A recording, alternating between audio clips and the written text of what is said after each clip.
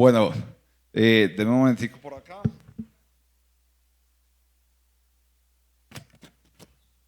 Buen día para todos. ¿Cómo están? ¿Bien? Yo estoy feliz de estar aquí en la iglesia otra vez. Hace ya 6 años que dejamos de congregarnos en esta sede. Nos congregamos en la sede de arriba con mi familia, pero esta siempre será nuestra casa y ustedes, nuestra familia también. Entonces, para los que no me conocen de pronto, mi nombre es Jesús Angarita. Yo soy el primero que pagué la dote de la familia pastoral con la hija mayor. Todavía la estoy pagando desde hace 10 años. Me la financiaron. Esos hijos monos que tiene, los nietos monos y ojiclaros que tiene el pastor son míos, aunque no parezca, ¿cierto? No creen que yo soy el papá de esos campeones. Sí, hay que tener mucha fe. Piensan que el papá es el otro, el esposo de la otra hija. Eso no puede ser así. Bueno, un privilegio, honor y responsabilidad estar hoy aquí ante ustedes. Hoy vengo en son de ser el mensajero de la bendita palabra de Dios. El lema de este próximo año que Dios ha guiado a los pastores para que sea el enfoque, permanencias que pueden producir felicidad. Es un ideal maravilloso, ¿no? ¿Quién no quiere ser feliz en esta vida? ¿Hay alguien aquí que no quiera ser feliz? Yo pienso que todos queremos ser felices. Hemos escuchado grandes postulados acerca de estos imprescindibles en la vida, ¿cierto? El famoso pocos, ¿sí? Todos sabemos de lo que estamos hablando. Ok, ¿qué significa estos pocos? Palabra, oración, comunidad, obediencia y servicio. Ok. Bueno, hoy tengo un objetivo claro con este mensaje y con esta predicación. Y es aterrizar la importancia de la palabra en nuestras vidas. Ok, un objetivo que nos hemos trazado y que lo vamos a cumplir. Aterrizar la importancia de la palabra en nuestras vidas. Vamos a orar y le rogamos al Señor que hable a nuestros corazones en esta mañana. Amado Padre Celestial, hoy venimos ante ti y te damos infinitas gracias por tenernos acá en este lugar. Gracias, Señor, porque hay muchos que están sedientos, Señor, de escuchar tu palabra, de escuchar lo que tú quieres decirles a ellos. Hay otros tal vez que de pronto están pensando en que pase rápido el tiempo de esta reunión para irse ya para sus casas, pero cualquiera que sea la excusa que nos tiene aquí hoy, en esta mañana, yo te pido, Señor, que hables contundentemente, Señor, a nuestras vidas y a nuestros corazones. Que tu palabra, tu bendita palabra, cumpla el propósito por el cual tú nos la dejaste. Que hables a lo más profundo de nuestros corazones y que quede en cada uno de nosotros la responsabilidad de hacer esa palabra viva, de que esa palabra sea reflejada en cada una de nuestras acciones. Te lo pedimos en el nombre de Jesús. Amén. Bueno, vamos a hablar en esta mañana de un personaje muy especial y es una historia fascinante de la Biblia. ¿A cuánto les parece la Biblia fascinante? Sí, ok. Yo estoy como demasiado emocionado y contento de todos estos detalles que en el estudio de la palabra como que Dios me iba mostrando y los pude ver. Tal vez muchas personas de los que estamos acá conocen la historia del pueblo de Israel. Vamos a hacer recorderis de una parte de un tiempo que estuvo el pueblo de Israel en cautividad en Babilonia. El personaje perpetrador de esta destrucción del pueblo de Judá, de Jerusalén, de estas ciudades, ¿quién fue? El nombre que es rarísimo, Nabucodonosor. ¿Sí o qué? Este tipo se encargó de destruir estas poblaciones de Judá y Jerusalén. Fueron destruidos y no fueron destruidos y no se sabía y los cogió por sorpresa. No, estaba anunciado que esto iba a pasar. Eso nos lo menciona Jeremías en el capítulo 25 versículos 11 y 12. Dice: toda esta tierra será puesta en ruinas y en espanto, y servirán estas naciones al rey de Babilonia 70 años. O sea, no solamente dice que iba a ser destruida, sino que iba a estar y permanecer destruida durante ¿cuánto tiempo? 70 años.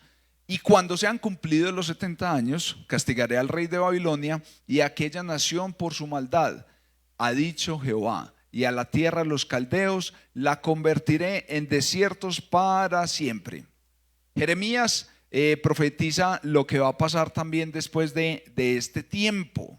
Entonces se profetiza y se había anunciado muchos años antes que iba a ser destruida la ciudad, que iba a durar 70 años sin reconstruirse el templo, y adicional dice qué es lo que va a pasar después de estos 70 años. Dice, lo que va a pasar es que, dice así, en el capítulo 29 versículo 10, porque así dijo Jehová, cuando en Babilonia se cumplan los 70 años, yo os visitaré y despertaré sobre vosotros mi buena palabra para haceros volver a este lugar. Entonces, llegamos a ese momento, después de los 70 años en que había estado destruido la población, ¿cierto? El templo y todo el pueblo de Israel. Y nos ubicamos entonces en el libro de Esdras. Ese es el texto que vamos a leer en esta mañana. Entonces, en Esdras es un libro fascinante. Tal vez, ¿cuántos sabían que aquí hay un libro de la Biblia que se llama Esdras? Tal vez algunos se están enterando que hay un libro de la Biblia que se llama Esdras. Esdras es un personaje fascinante. Empieza ahí en el primer capítulo de Esdras. Dice, en el primer año de Ciro, rey de Persia. Entonces ahí es como que uno empieza a pensar, a ver, estaban cautivos en Babilonia, ¿y por qué empiezan a hablar de reyes de Persia? ¿Por qué? Ya había sido también otra, ¿cómo se dice eso? Mm, Otro imperio el que había reinado. Entonces nos habla de Ciro, el rey de Persia. Dice, para que se cumpliese la palabra de Jehová por boca de Jeremías.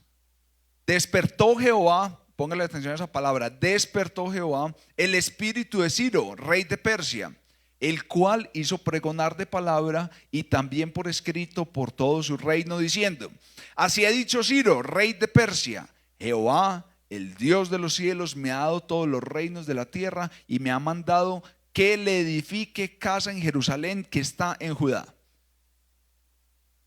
¿Esto con qué sentido tiene? Es para que comencemos a ver la importancia de la palabra de Dios. Si Dios lo ha dicho, Dios lo cumple. Así Dios tenga que mover cualquier corazón, cualquier rey, cualquier emperador, todo Él mueve las fichas como Él necesita. Ciro no era un hombre temeroso de Dios, rey de Persia, y aún así Dios lo utiliza dentro de su plan para la reconstrucción del templo. Pero esto no fue tan fácil, no es como que Dios diga y listo, ya fue hecho. No, no fue tan fácil. Hubo mucha resistencia para que se llevara a cabo la reconstrucción del templo. Incluso de otros pueblos que estaban en oposición sobornaron y trataron de impedir que se llevara a cabo la reconstrucción del templo. Incluso le enviaron una carta a otro de los reyes persas, Artajerjes, argumentando que ese pueblo por rebeldía había sido destruido. Como que, hey rey, te mandamos este datico porque ese pueblo, te recordamos que fue destruido, fue por rebelde. Entonces como que, hey, no permitas que siga este proceso de la reconstrucción del templo. Pueblo rebelde, ¿cierto? Hubo muchos obstáculos. Estuvo incluso suspendida la reconstrucción un tiempo. Y ya en los días del rey Darío también los israelitas reanudan la construcción, y otra vez la oposición envía otra cartica al rey, ¿cierto? Y llega y le dice: hey rey, esta gente allá, estos israelitas, este pueblo otra vez está ya empezando a reconstruir el templo. ¿Por qué no nosotros, si a vos te parece bien, rey? Me imagino a ellos hablando así de vos, ¿cierto? Rey, te dejamos ese datico para que consultes en los registros de lo que había dicho el otro rey, el compañero tuyo, Ciro. Entonces Darío empieza a buscar www.google.com, a buscar ahí en los registros, ¿cierto? Reconstrucción del templo, Ciro, ¿cierto? Empieza ahí en esa búsqueda. Pero el tiro le salió por la culata, porque antes en esa consulta que hace el rey, dice, ¿cómo así? Había dicho Darío, Ciro, un edicto y había dado una orden que se reconstruyera el templo y que este pueblo podía reconstruirlo. Además que acordemos que no era que ellos ya salían del dominio de este imperio, no, o sea, estando todavía cautivos y todo, pero lo que decían estos reyes y la orientación era, allá está esa tierra, allá están esas ruinas, ustedes siguen siendo parte de acá de este imperio, pero los autorizo para que reconstruyan el templo. Y antes se da vía libre para que toda la reconstrucción y todo lo que necesiten, plata, oro, madera, para que todo sea dado. Lo que ustedes necesiten, utilícenlo para la reconstrucción del templo. Entonces, la pregunta hasta aquí este momento, 5 minutos más o menos, ¿qué tiene que ver esta historia con nosotros? ¿Cierto? Precisamente resaltar la importancia y el cumplimiento de la palabra de Dios. Todo lo que tuvo que pasar, todo lo que Dios había dicho, anunciado a través de los profetas, y todo se cumplió. Entonces podemos hacer un análisis lógico y dice, ok, listo, súper bacano, ya sabemos que la palabra se cumple y la importancia de la palabra de Dios. Bajémoslo y sigámoslo aterrizando. ¿Qué tiene que ver esto conmigo ya a nivel individual? ¿Cierto? ¿Qué tiene que ver esto conmigo? Entra en escena el personaje del cual vamos a hablar hoy, que es ¿quién? Esdras. Vamos a ubicarnos en el capítulo 7 de Esdras y vamos a leer los versículos del 7, perdón, capítulo 7, versículos 1 al 10, ¿ok?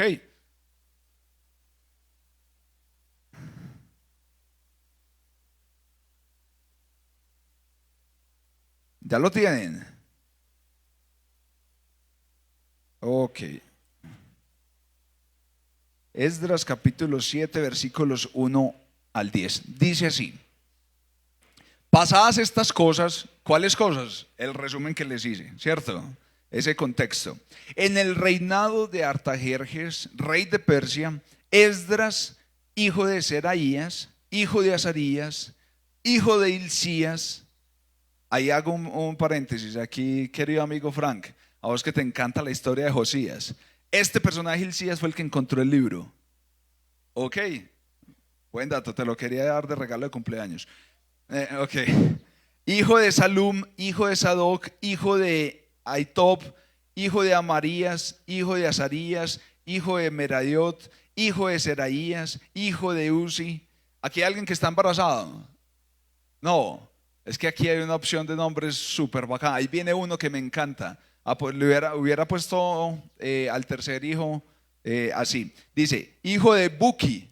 Bacanísimo, ¿no? Buki, ven campeón. Hubiera sido súper chévere ese nombre. Pero ya la fábrica está cerrada. Hijo de Abisúa, hijo de Finés, hijo de Eleazar, hijo de Aarón. Aquí llegamos y hacemos un enlace muy importante de que este Esdras era de qué familia, de la familia sacerdotal. De este Aarón que se menciona acá es Aarón, el hermano de Moisés. Y adicional en la historia, todo lo que pasó con este Hilcías que encontró el libro cuando Josías, el rey que fue de 8 años, comenzó su reinado. Bueno, otro tema aparte. Y aparece este hombre que nos ocupa en esta mañana. Primer sacerdote, dice, versículo 6. Este Esdras subió de Babilonia, era escriba diligente en la ley de Moisés, que Jehová Dios de Israel había dado, y le concedió el rey todo lo que pidió, porque la mano de Jehová, su Dios, estaba sobre Esdras. Y con él subieron a Jerusalén algunos de los hijos de Israel y de los sacerdotes, levitas, cantores, porteros y sirvientes del templo en el 7º año del rey Artajerjes. Y llegó a Jerusalén en el mes quinto del año 7º del rey, porque el día primero del primer mes fue el principio de la partida de Babilonia.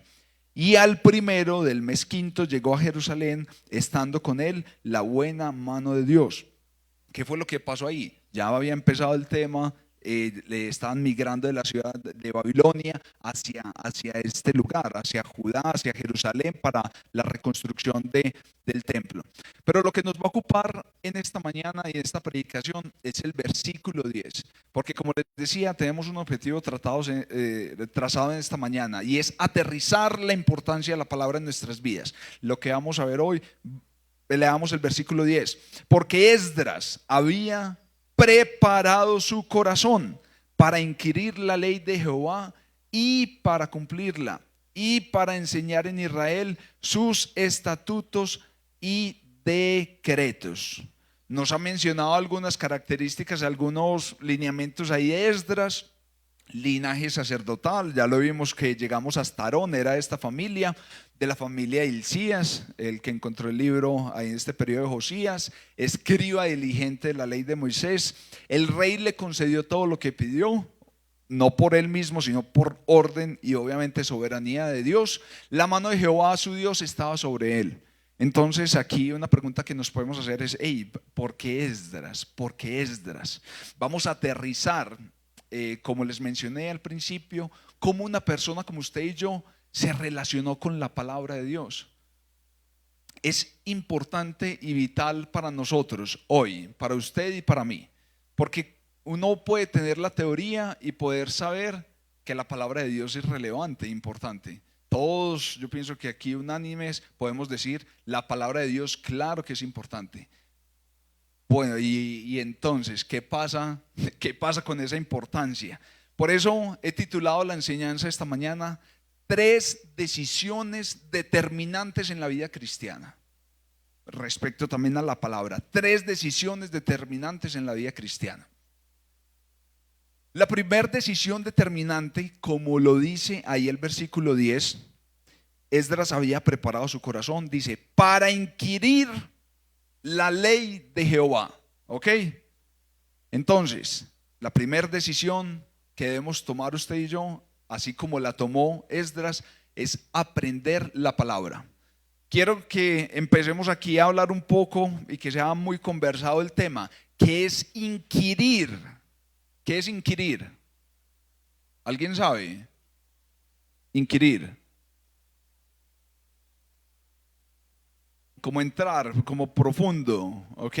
¿Quién más tiene alguna referencia a inquirir? Inquirir, aquí encontré una definición que me gusta. Dice, tratar de llegar al conocimiento de una cosa, especialmente a través de preguntas. Otra definición de la RAE dice, indagar, averiguar o examinar cuidadosamente algo. Entonces esto va mucho más allá que simplemente leer la Biblia o leer la palabra. Yo les quiero hacer una pregunta acá. ¿Cómo nosotros adquirimos conocimiento? Voy a hacer una pregunta. Ayer en la iglesia arriba, en Llano Grande, tampoco salió nadie, pero de pronto yo sé que aquí hay gente muy tesa. ¿Quién aquí ha hecho un doctorado? Un doctorado en cualquier cosa. Nadie. Bueno, bajemos la vara. Maestría. ¿Alguien ha hecho maestría? Ok. ¿En qué han hecho maestría? Un MBA. ¿Con qué énfasis lo hiciste? Con negocios, ¿ok? Tú. En esas sí hay muchas acá. Ese es un postdoctorado, eso ya es lo más avanzado del mundo. Ok. ¿En qué lo hiciste tu maestría? Ingeniería civil. Ok. ¿Alguien más? Dijiste. ¿En qué lo hiciste tu maestría? Psicología creativa. Brutal. Excelente. Ok. Ustedes adquirieron un conocimiento, ¿cierto? ¿Fue fácil? ¿Qué tuvieron que hacer? Estudiar. Pero ustedes no leyeron solamente, yo a leer este librito de psicología creativa, o yo a leer de ingeniería, o yo a leer de negocios. No fue así. ¿Qué tuvieron que hacer? Un conocimiento profundo. Tuvieron que inquirir, tuvieron que profundizar. Precisamente esa es la primera decisión determinante en nuestras vidas. Nosotros tenemos que tomar esta decisión, aprender la palabra de Dios. El alcance de esta palabra inquirir hace referencia a indagar, escudriñar, examinar de manera frecuente. ¿De qué estamos hablando acá entonces?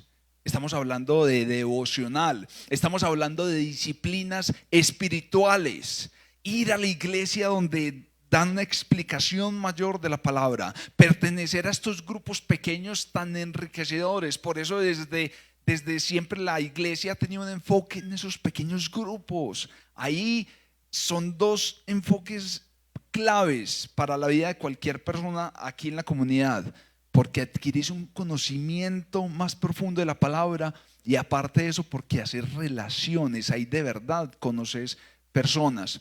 Estamos hablando también entonces de lectura diaria de la palabra en casa.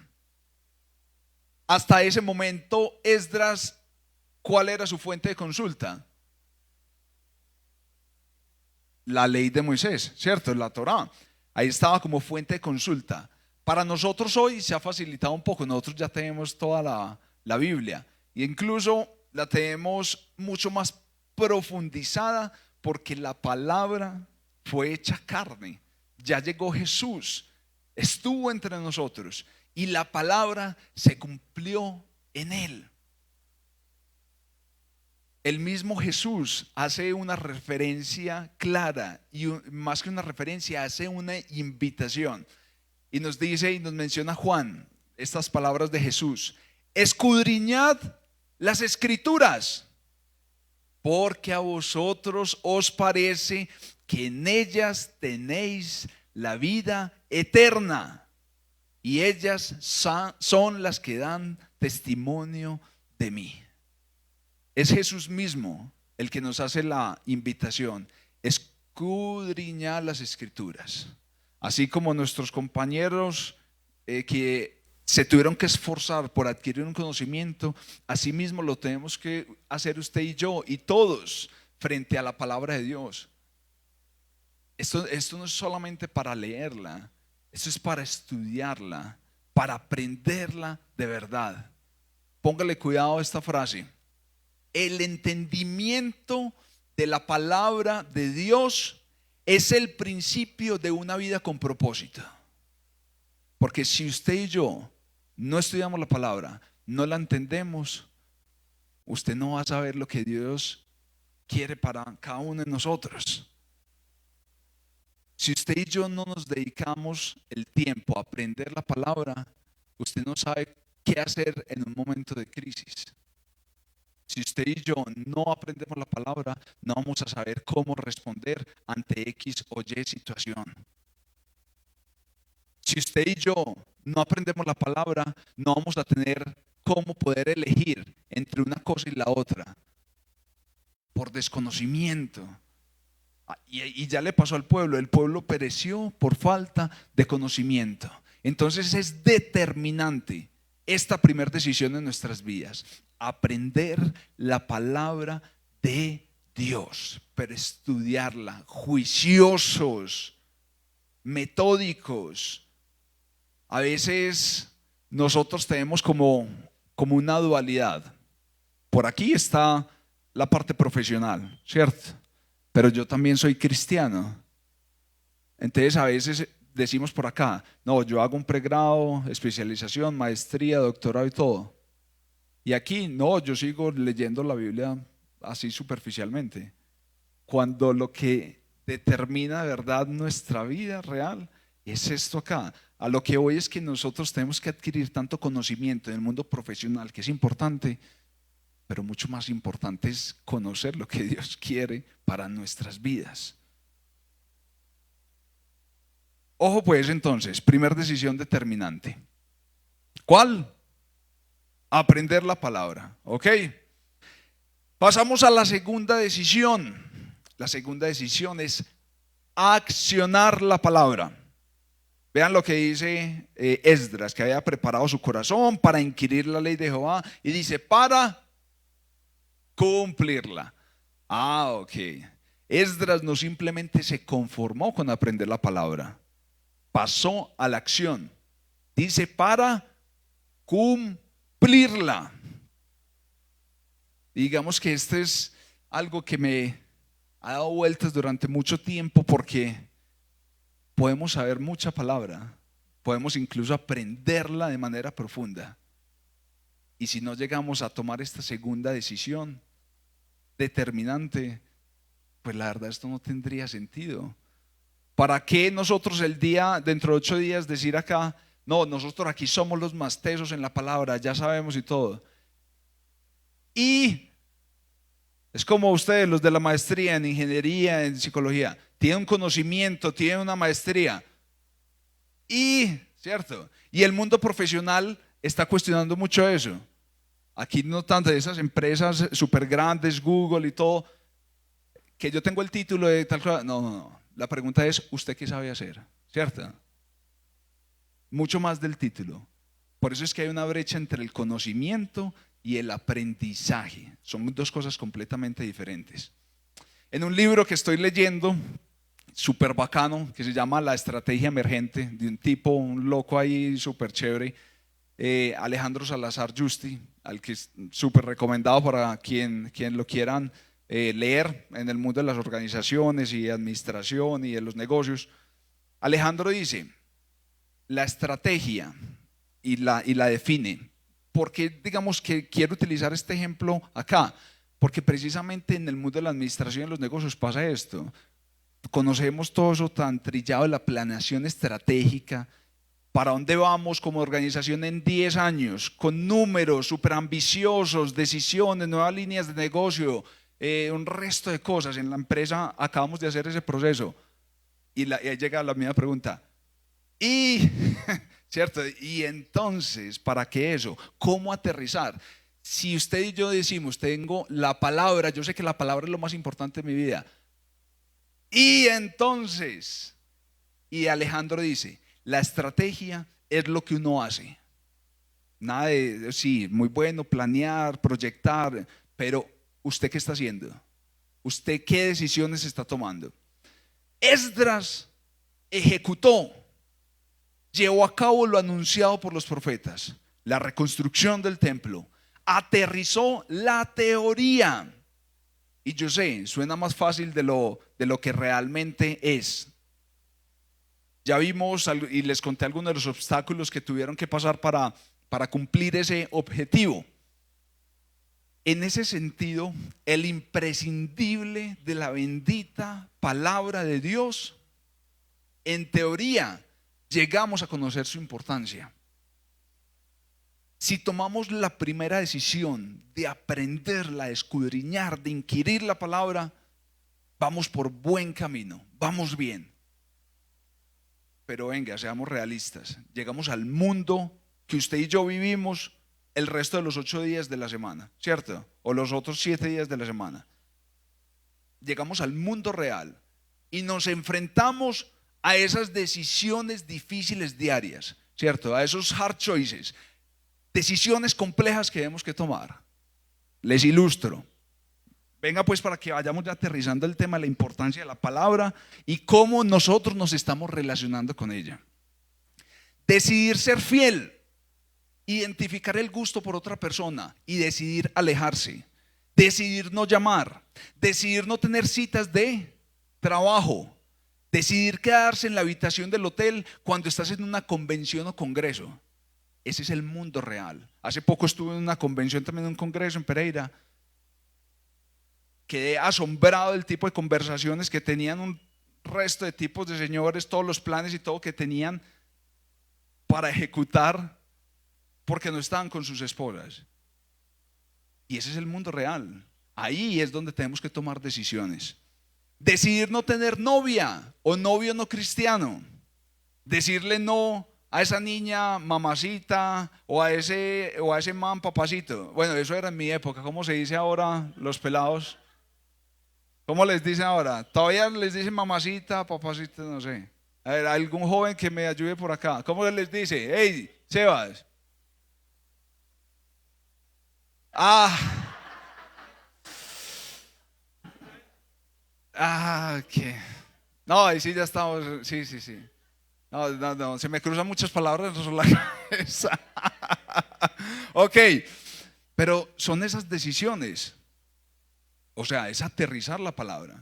La palabra es importante. Listo. Tenemos que tomar las decisiones en la vida real.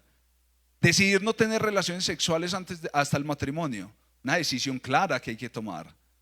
Pero para eso, ¿qué tenemos que hacer? Hey, parar al novio o a la novia. Nos toca decidir no estar solos en la casa. Nos toca decidir no viajar solos a vacaciones. O sea, jóvenes y todos, el mundo real es así, esas son las decisiones. Esa es de verdad la importancia de la palabra en nuestras vidas. Precisamente porque esa decisión determinante es accionar la palabra. Esa palabra tiene que ser vida, eso de verdad tiene que pasar a la acción. Decidir tener fe en medio de las situaciones difíciles. Decidir confiar en Dios y sus promesas. Más adelante Nehemías nos dice: no os entristezcáis, porque el gozo de Jehová es vuestra fortaleza.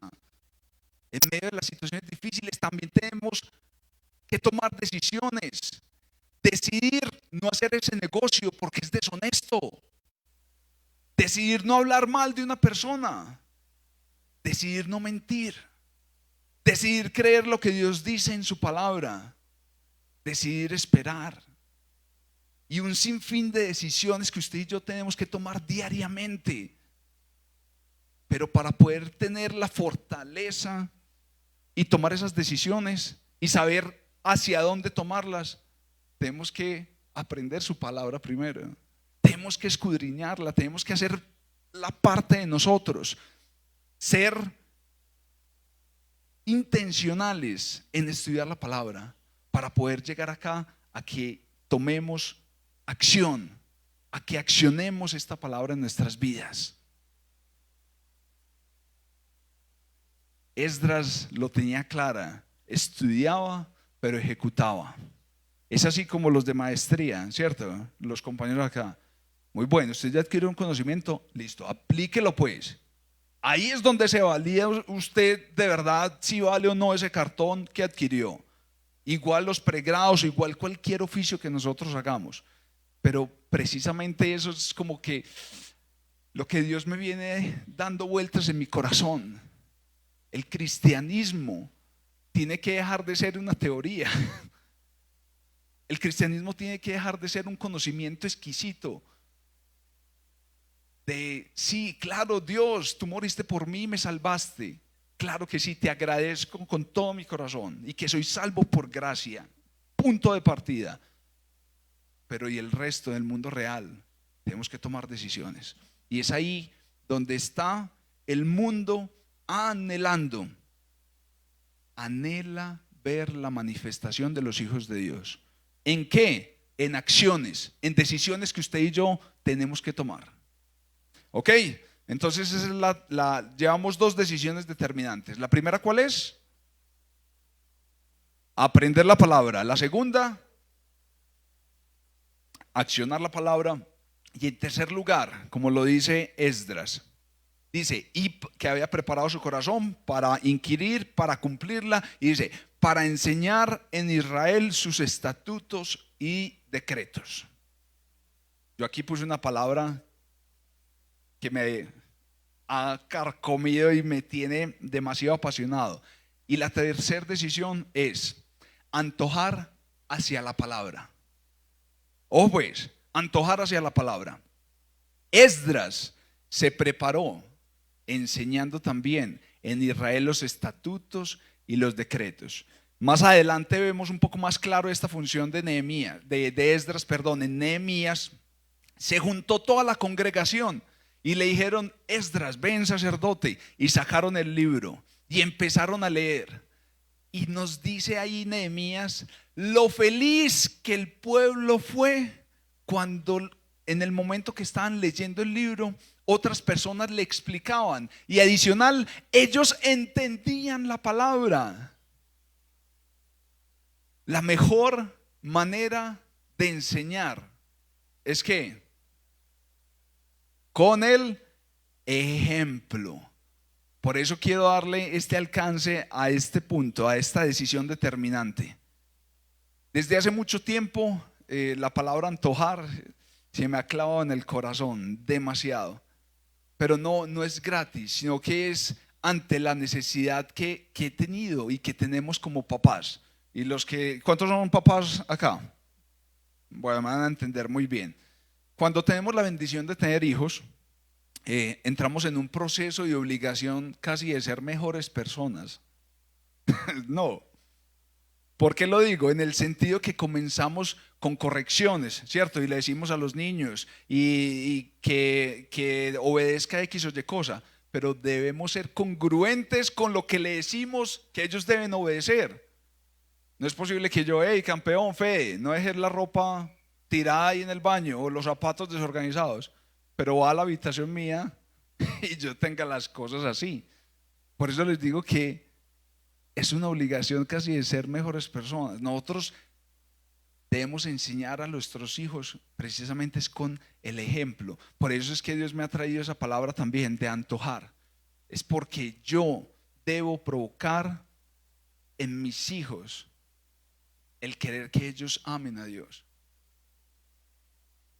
Debemos dejar a un lado la crítica de esos pseudocristianos, ¿cierto? Criticar y decir que no es muy fácil. Debemos denunciar y defender la verdad, eso es otra cosa. Pero seamos usted y yo los referentes de Cristo en medio de nuestras familias, en medio de nuestras empresas, en medio de nuestra sociedad. Usted y yo tenemos que tomar esta decisión de antojar a otros. A veces nos duele que las personas nos den una referencia de cristianismo, de evangélicos y todo, ¿cierto? Y nos sacan toda la historia al malo. Ah, ustedes son los cristianos, ah, ustedes son los que roban, se roban el diezmo, ustedes son los que X o Y cosas. Siempre nos tienen por allá como tachados y nos tienen estigmatizados. ¿Sabe cuándo se va a acabar? O por lo menos cuándo vamos a empezar a contrarrestar todos esos temas de desconocimiento, ignorancia o incluso muchas veces de verdad, tristemente, cuando usted y yo seamos los referentes claros que tenga alguien de un cristiano genuino, de una mujer y un hombre de Dios. Yo he tomado la decisión y por eso es esta palabra que la digo con pasión y con verdad y con certeza. Yo tomé la decisión de modelarle a dos campeones que tengo. Tengo uno de 4 años y otro de 1 año y medio.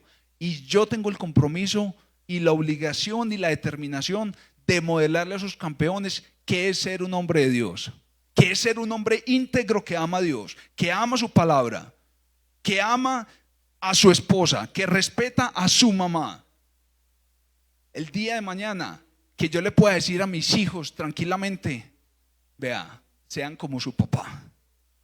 Eso a veces suena como raro, ¿cierto? Como no, que vayan a Dios y todo. Pues claro, obviamente es el vínculo hacia Dios.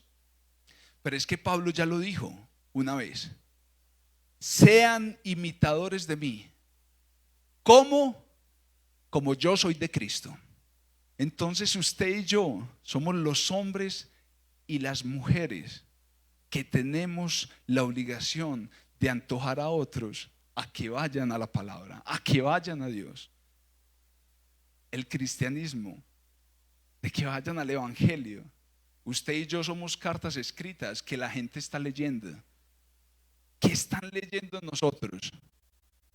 No, qué persona tan tesa en que sepa la palabra. Sí, es válido, es el punto de partida. Ey, pero hay que aterrizar eso. ¿Cómo se aterriza? En la acción. ¿Qué decisiones estamos tomando usted y yo? Eso es en la vida práctica. Tiene que dejar de ser teoría. Usted y yo somos los llamados a ser esos referentes de Cristo en el mundo. La gente está esperando. Y venga, aquí quito el tema de que somos perfectos. No, no somos perfectos. Nos equivocamos, la embarramos demasiado. Claro que sí. Pero venga, cuando nos equivocamos, ¿qué acción estamos tomando? Nos arrepentimos. Claro, es una manera de accionar la palabra de Dios. Él nos dice que nosotros, si nos equivocamos, debemos arrepentirnos y que Él nos perdona. Entonces también a veces las situaciones difíciles son situaciones también para antojar a otros. En la familia estamos pasando por situaciones difíciles. Con la abuelita Marlene, y tengo mi hermana mayor que está en una crisis impresionante de depresión. Y es ahí, en esos momentos difíciles, donde Dios también los usa para antojar a otros.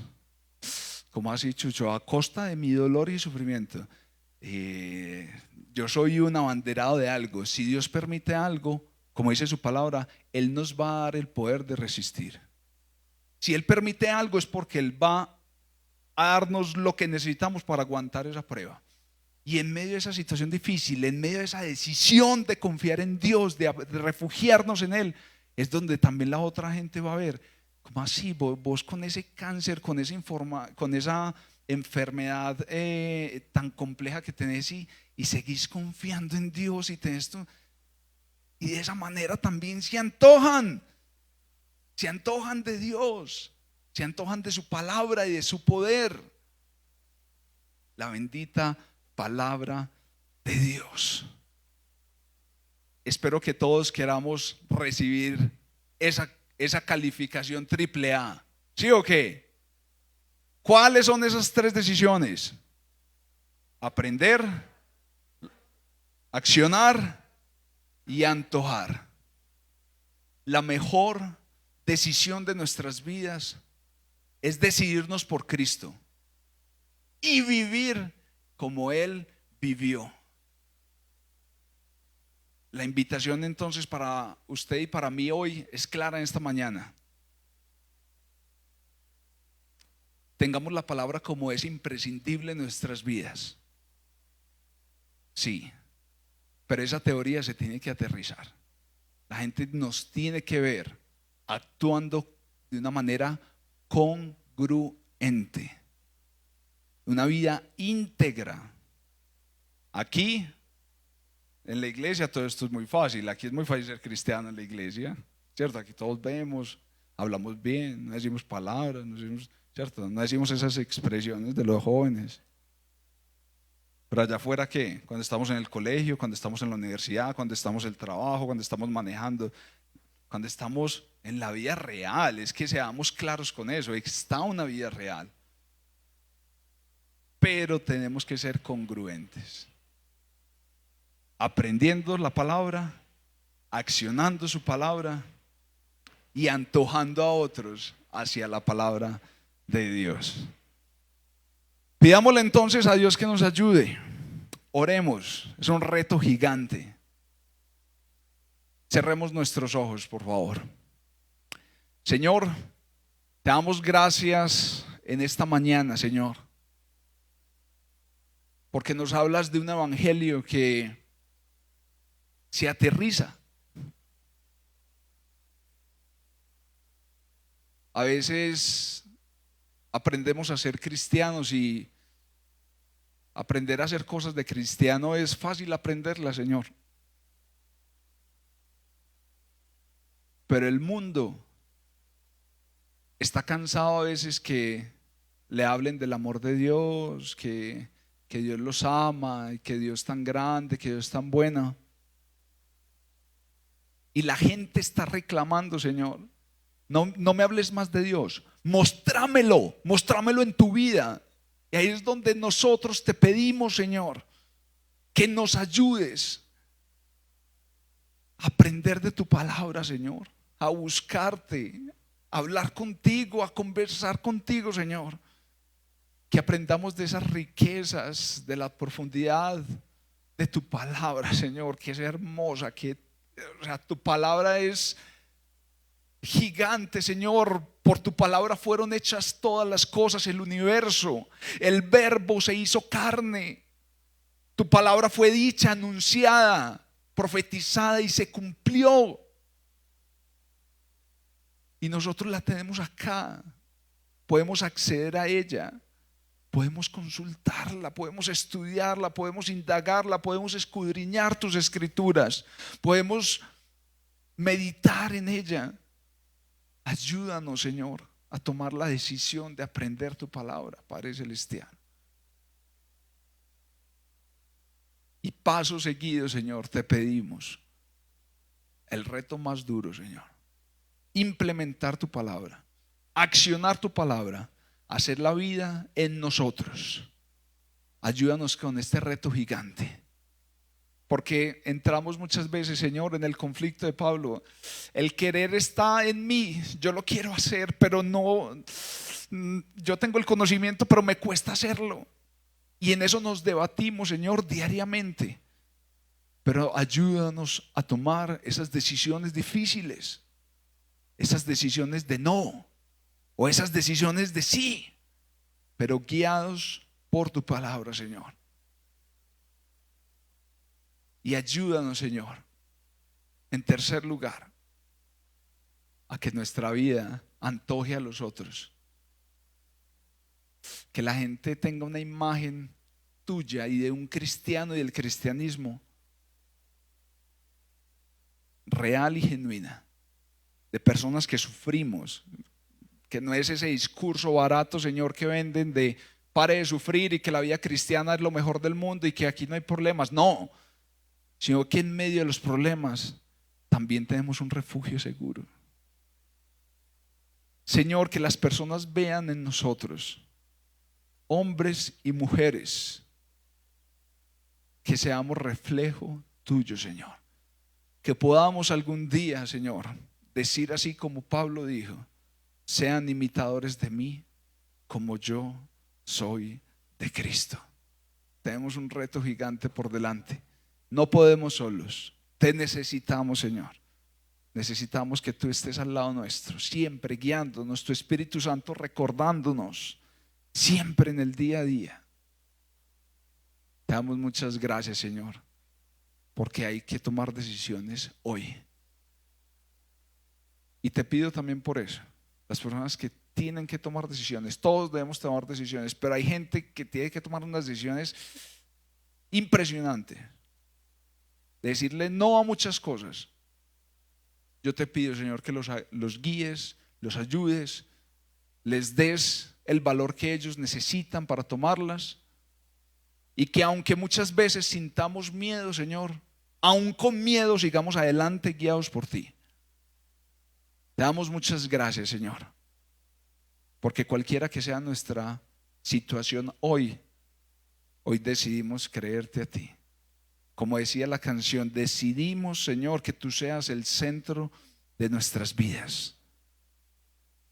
Señor, y mientras eso pasa, mientras seguimos tomando decisiones, igual seguimos con el anhelo en nuestro corazón, Señor, que tú vuelvas, que tú regreses por segunda vez, para que ya vayamos a una eternidad contigo, Señor. ¡Qué delicia!